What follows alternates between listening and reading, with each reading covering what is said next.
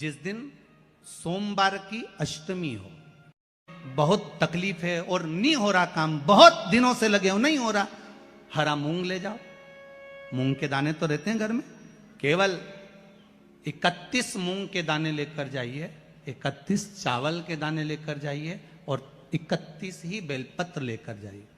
जिस दिन सोमवार की अष्टमी हो, कौन से दिन? सोमवार की अष्टमी हो, उस दिन शंकर जी के मंदिर में जाओ, 3 चीज लेकर जाओ, मूंग के दाने, चावल, बेलपत्र। चावल जो 31 लेकर गए हो, अपनी कामना कर कर शंकर जी की देहली पर रख दो, चौखट पर, कहीं पर भी एकांत में उसको रख दिया जाए। मूंग के जो दाने लेकर गए हो 31, वो नंदी के पास में, जो नंदी का पांव ऊंचा रहता है उस पांव के पास रख दीजिए। और जो 31 बेलपत्र लेकर गए हो, वो 31 बेलपत्र अशोक सुंदरी वाली जो जगह है, शिवलिंग, ये जलाधारी जहां से पानी बहता है, उसके बीच में एक मोटी सी लाइन होती है, जो शंकर भगवान की छोटी लड़की अशोक सुंदरी का स्थान है।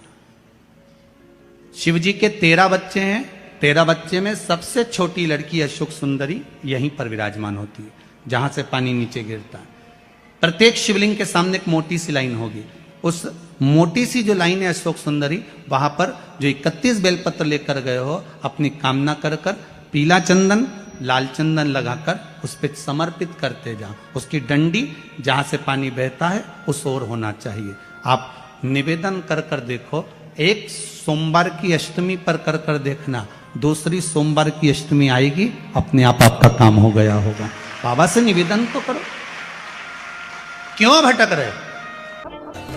कभी सोमवार का दिन हो, क्योंकि शंकर जी को सोम प्रिय है, सोमवार का दिन चंद्र का वार शिव जी को प्रिय है। बेलपत्री के वृक्ष के नीचे बैठकर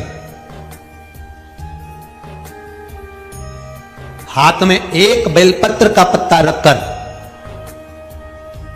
आप पंचाक्षर मंत्र नमः शिवाय, ओम नमः शिवाय, या श्री शिवाय नमस्तुभ्यम, या महामृत्युंजय मंत्र का स्मरण कर रहे हो, पर डंडी का भाग अपनी ओर, बेलपत्र की बीच वाली पत्ती का भाग बीच वाली उंगली की ओर रखकर अगर आप स्मरण कर रहे हैं और अपनी कामना कर कर बेलपत्री के वृक्ष के नीचे बैठकर उस पत्ते को सम्मुख रखकर बाबा से विनय कर कर एकांत में उस बेलपत्री के वृक्ष की छांव में,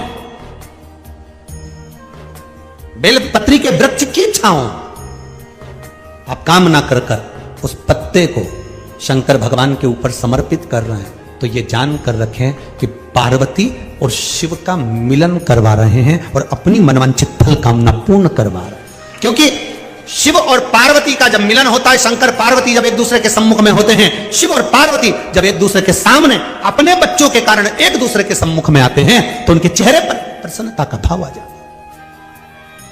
फल, मनवांछित फल की कामना आप जिस कामना के लिए कर रहे हैं, विवाह के लिए, नौकरी के लिए, सर्विस के लिए, व्यापार के लिए, रोग मुक्ति के लिए, आप जिस कामना से कर रहे हैं, बस उससे कह कर कभी सोमवार का दिन हो, क्योंकि शंकर जी को सोम प्रिय है, सोमवार का दिन चंद्र का वार शिव जी को प्रिय है। जो व्यक्ति बहुत ज्यादा गरीब हो, बहुत कंगाल हो, लक्ष्मी नहीं आ रही हो, बहुत तकलीफ में हो, कर्जा बहुत ज्यादा हो, उसको कुछ नहीं करना। सोमवार की सोमवार शाम के समय बेलपत्री के पेड़ के नीचे थोड़ी सी शक्कर या गुड़ डालकर एक दिया रखकर घी की बत्ती लगाकर जलाकर आ जाओ, अपने आप कर्जा चूकना चालू हो जाता है। कर्जा क्यों? माता लक्ष्मी को भगवान शिव ने कहा था, लक्ष्मी तेरा विवाह मैं भगवान नारायण के साथ कर रहा हूं, तो नारायण के चरणों में तो रहेगी, पर एक बात याद रख, माता पार्वती के नयन अश्रु से प्रकट हुए बेलपत्र के नीचे शाम के समय पर तेरा निवास होगा, तो प्रतिदिन शाम के समय पर बेलपत्र के पेड़ के नीचे बैठकर नारायण की आराधना करेगी। जो तेरे नाम का दिया बेलपत्र के पेड़ के नीचे लगाएगा, उसका घर संपदा से भर जाएगा। महाराज, शिव महापुराण तो यहां तक कहती है कि आपका कोई काम अटक रहा है, कोई काम नहीं हो रहा, बहुत परेशान हो गए, बहुत थक गए, उस काम के लिए सबके हाथ भी जोड़ लिए, सबके पास होकर आ गए और वो काम बढ़ी नहीं रहा तो निवेदन करते हैं, घी के दिए में काली तिल डालकर सोमवार के दिन शंकर जी के मंदिर के सामने तुम रुका जी का नाम लेकर दिया लगाकर जिस काम को तुमने दुनिया के आगे कहकर देख लिया, कर देख लिया, नहीं हुआ, उस कार्य को एक बार दिया लगाकर निवेदन कर कर फिर जाकर देखना, काम आगे बढ़कर ही रहेगा, छूटेगा नहीं, अग्रणी। कहीं लग जाए आपकी जिंदगी में कि अब मेरा जीवन बहुत नरक सा निकल रहा है, बहुत कष्टमय निकल रहा है, ये बेलपत्री लेना, इस बेलपत्री के बीच वाले पत्ते पर पीला चंदन लगा लेना। कितना लगाना है? बीच वाला जो पत्ता है उस पर पीला चंदन। जब आपको लगे कि मेरा जीवन बहुत कष्टमय है, अब ये रोग, अब ये कष्ट दूर ही नहीं हो रहा, अब ये आए दिन तकलीफ पर तकलीफ बढ़ती जा रही है, आए दिन रोग बीमारी, पैसा घर में बच नहीं रहा, बहुत कष्टमय जीवन है, इसमें लगाओ पीला चंदन बेलपत्री की बीज पत्ती पर। महाराज, और बीज पत्ती पर जब चंदन लग जाए, लगने के बाद में ये दोनों पत्ती पर लाल चंदन लगा लीजिए। इन दोनों पत्ती के बीच में जो डंडी का भाग होता है, आपको कहा था, आपको स्मरण में होगा शायद, हमने जब बेलपत्री की महत्वता बताई थी तो उस बेलपत्री की महत्वता में कहा था ब्रह्मा विष्णु महेश ये तीन हैं, बोला था। बीच में ये बड़ी पत्ती से लेकर जो दो पत्तियां होती हैं, इनके बीच में जो जगह बचती है, इसमें मां पार्वती के 64 योगनियां, मां पार्वती अपनी पूर्ण सिद्धि के साथ में जितनी भी देवी के स्वरूप हैं, वो माता 64 योगनियां देवी के स्वरूप में यहां पर विराजमान होती हैं। दो पत्ती के नीचे से जो डंडी होती है नीचे तक, ये पूरी डंडी में 33 कोटि देवी देवताओं विराजमान होते हैं इस पूरी डंडी के अंदर।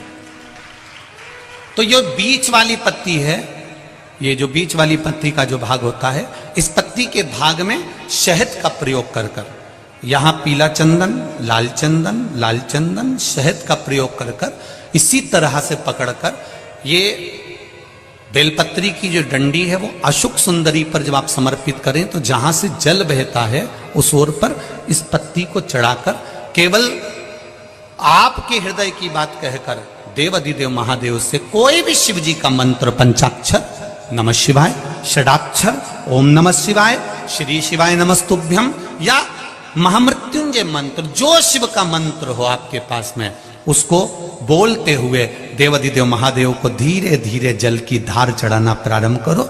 जल की धार जब पूर्ण होने लगे, उसमें थोड़ा जल बचे, तब अशुक सुंदरी पर जो तुमने बेलपत्र चढ़ाई है वहां उस जलधार को चढ़ाएं।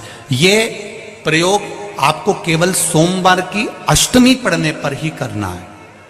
कौन से दिन करेंगे? जम के बोलिए जरा। सोमवार की अष्टमी पढ़ने पर यह प्रयोग करें और जल चढ़ाकर बाबा से विनती कर कर उसी बेलपत्र को वापस उठाकर कहीं जलाशय में या किसी पेड़ के नीचे विसर्जन कर दें और एक लोटा जल वहां भी चढ़ा दें। बस निवेदन कर कर आ जाइए, मेरा बाबा 3 माह के अंदर हाथ जरूर पकड़ेगा और आपको दलदल से बाहर निकाल देगा।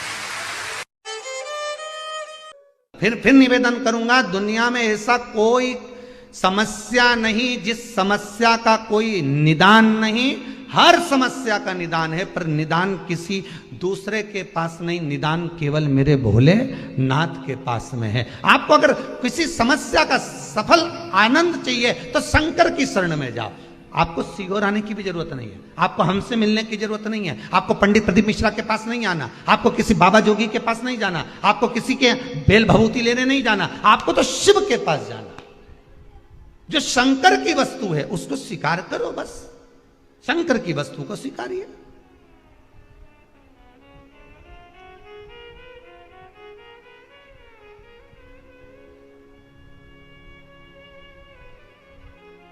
शंकर की वस्तु को स्वीकार करना चालू कर दीजिए। अरे भाई, शिव महापुराण की कथा तो यहां तक कहती है, यहां तक वर्णन कर रही है, जिस व्यक्ति की नौकरी नहीं लगती, सर्विस नहीं लगती, हर जगह पर अप्लाई कर रहा है, बार बार इंटरव्यू देने जा रहा है, लगातार उसको अगर सफलता प्राप्ति नहीं हो रही है तो धतूरा ढूंढो। धतूरा कहीं बाजार में नहीं मिलेगा, किसी वृक्ष से धतूरा तोड़ लिया, कुछ मत चढ़ा, तू शंकर जी के मंदिर में जाकर तेरा नाम और गोत्र बोल और शिव जी को धतूरा चढ़ाना चालू कर दे और बाबा से विनती कर, धतूरा चढ़ाना चालू कर। अब धतूरा कोई बहुत कीमती होता है क्या? बहुत पैसे का मिलेगा क्या? कहीं पे भी मिल जाएगा। धतूरा तोड़ और चढ़ा शंकर जी को। रोज नियम बना ले कि एक धतूरा मैं शंकर जी को चढ़ाऊंगा, प्रतिदिन चढ़ाऊंगा, शिव जी से जाकर निवेदन करूंगा प्रतिदिन।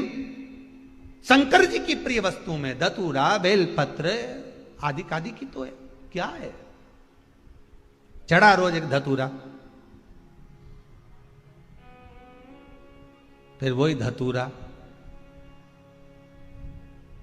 जिसके यहां तू इंटरव्यू देने जा रहा है उसी के सिर पे चढ़ गया।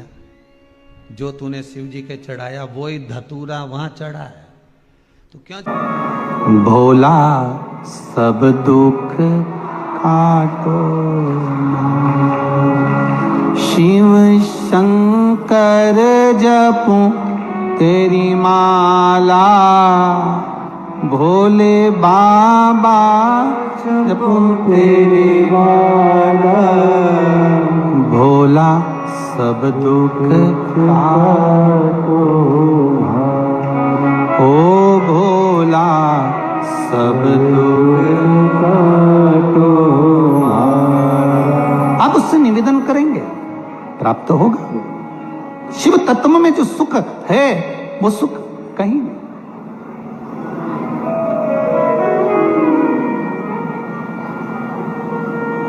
एक मात्र शिव मंदिर में झाड़ू लगा रही हैं अहिल्याबाई, साधारण सा भाव है, केवल एक झाड़ू। कई लोग कहते हैं महाराज जी आप कहते हो मंदिर में जाके झाड़ू लगाओ, पोछा लगाओ, तो जो हमने मंदिर में रख रखा है स्वीपर आदि कादिक जो भी सेवा करने वाला है, काम करने वाला है, वर्कर है, वो कर रहा है, तो हम क्यों करें? अरे भाई एक बात याद रखना, आप सबसे पूछना चाहूंगा, आप लोग कहते हो कि मंदिर की सफाई जो वर्कर रखा है उसे करना चाहिए, मंदिर की सफाई जो पुजारी रखा है उसको करना चाहिए। मैं आपसे पूछना चाहता हूं कि आपके घर में जो तिजोरी है दिवाली पे उसकी सफाई कौन करता है? नौकर करता है? अरे बोलते तो जाओ। नौकर करेगा? नहीं। वर्कर करेगा? नहीं। स्वीपर करेगा? नहीं। तिजोरी की सफाई